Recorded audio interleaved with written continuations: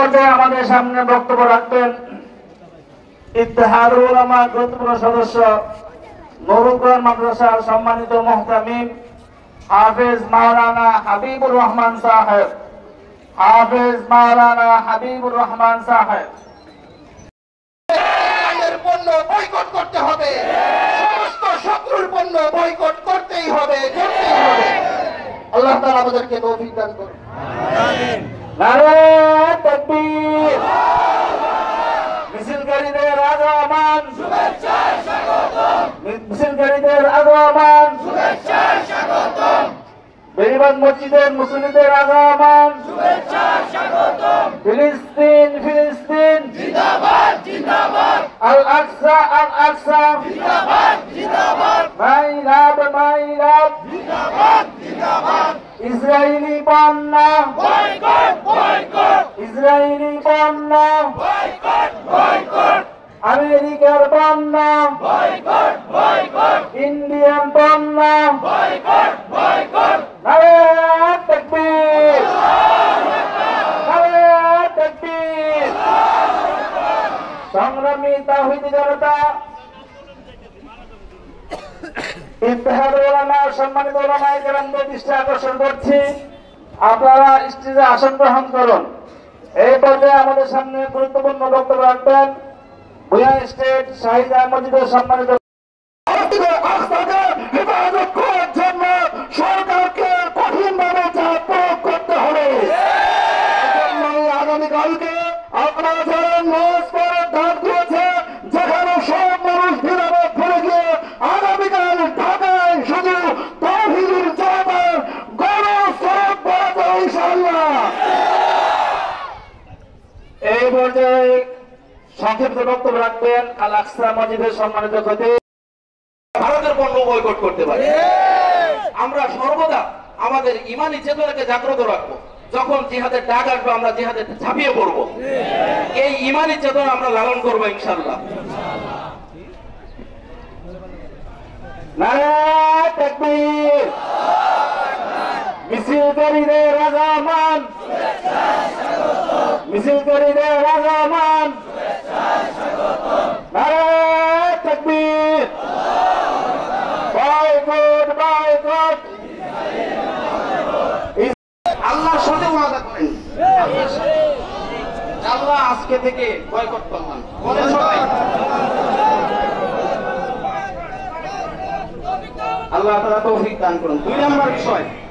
দুই নাম্বার বিষয় এই যে এ জাতীয় ব্যবসায়ী, অনেকে বলতেছেন ব্যবসায়ী ভাইরা যারা আছেন তাদের প্রতি আমাদের আবদার যে আপনারা ফিলিস্তিনের অবস্থার দিকে তাকাইয়া ইসরায়েলি পণ্য আমেরিকান পণ্য দোকানে উঠাবেন না। আমরা জাউসর সহ সারা বাংলাদেশের সমস্ত আলেমদের পক্ষ থেকে আপনাদের প্রতি অনুরোধ, আপনারা কেউ দোকানে ইসরায়েলি পণ্য আমেরিকান পণ্য উঠাবেন না। যদিও এবং ইন্ডিয়ান পণ্য বর্জন করুন, ইন্ডিয়ান পণ্য উঠাবেন না। আপনারা যদি না উঠান তাহলে আমরা কি করব না, ব্যবহার করার সুযোগ পাবো না।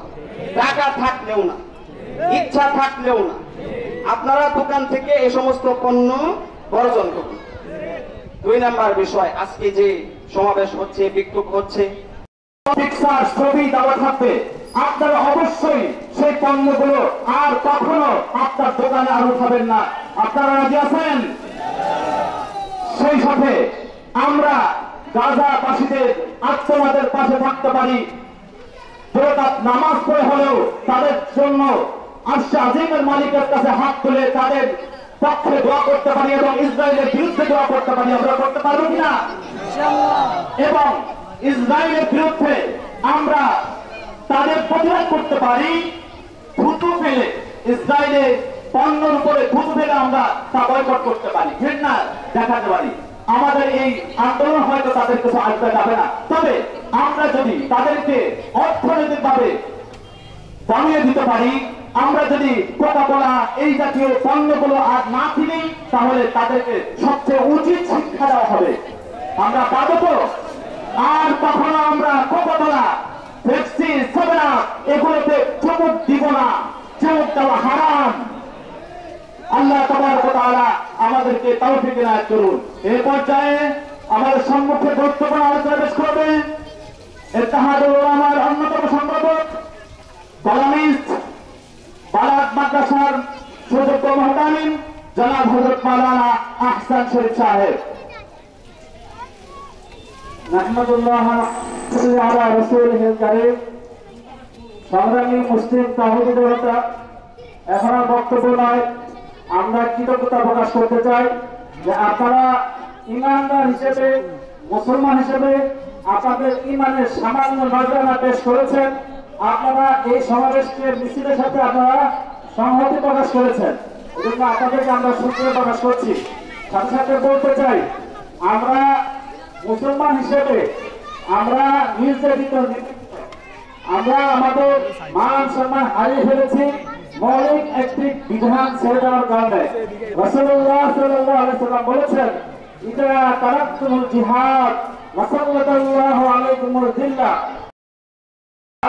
আমাদের প্রশাসন, আমাদের মহামান্য উপদেষ্টা যদি আমাদেরকে রাষ্ট্রীয়ভাবে রাসূলুল্লাহ সাল্লাল্লাহু আলাইহি ওয়াসাল্লামের বিধান, আল্লাহ তাআলার ফরজের বিধান, জিহাদের ব্যবস্থা করে দেন, আমাদের রাষ্ট্রীয়ভাবে যদি জিহাদের প্রশিক্ষণের ব্যবস্থা করা হয়, তাহলে আমরা আশা করছি আমরা কমপক্ষে বাংলাদেশি মানুষ এই অপমান অবদস্থের শিকার হব না, ঠিক কিনা? এই জন্য আমরা রাষ্ট্রীয়ভাবে আবেদন করছি। সাথে সাথে যে কথাগুলো আলোচনা করা হয়েছে সেগুলো আমরা ইনশাআল্লাহ মেনে চলার চেষ্টা করব। আমাদের সর্বশেষ নসিহা এবং দোয়া উপস্থাপন করবেন, দোয়া করবেন আমাদের সকলের মুরব্বী শায়েখ হযরত আল্লাহ হযরত মাওলানা শায়েখ সাঈদ আল মিসবাহ হাফিজাহুল্লাহ।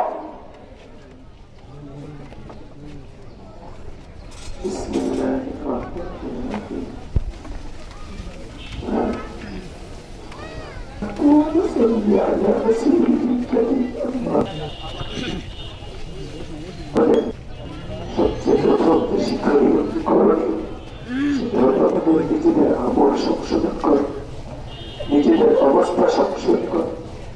মুসলমান যদি ঘুমিয়ে থাকে তাহলে ইহুদি বেচারা আসবে। আমাদের বর্তমান যে মুসলমানদের অবস্থা একমাত্র আমাদের আমলের কারণে, আমাদের আমলের দুর্বলতার কারণে। আমরা নামাজ ঠিক মতো করি না, আমরা আমল ঠিক মতো করি না, আমরা রোজা ঠিক মতো রাখি না, আমরা সুন্নতি পোশাক ঠিক মতো করি না। কাজেই আমরা প্রথমে এক নম্বর করবে যেটা আমাদের নিজেদের মধ্যে ইমানি শক্তি, রুহানি শক্তি, আমলি শক্তি অর্জন করার চেষ্টা করি। এরপরে দ্বিতীয় করণে যেটা বারবার ওলামায়ে করতেছে যে ইহুদিদের পণ্য একেবারেই বর্জন করার চেষ্টা করি। তৃতীয় করণে আমাদের সাধ্যতায় আমরা একটু নাড়াচাড়া করার চেষ্টা করি। আগামীকালও একটা মহান সমাবেশ হবে, মিছিল হবে, আমরা সেখানে অংশগ্রহণ করার চেষ্টা করি। আল্লাহ আমাদের সকলকে আমরা দিনকে দোয়া করি, মুখ ফাঁকা দোয়া করি, আমাদের মন থেকে আমরা দোয়া করি, দিন থেকে দোয়া করি। আল্লাহ আমাদের সকলকে আমল করার তৌফিক দান করুন। اللهم صل على سيدنا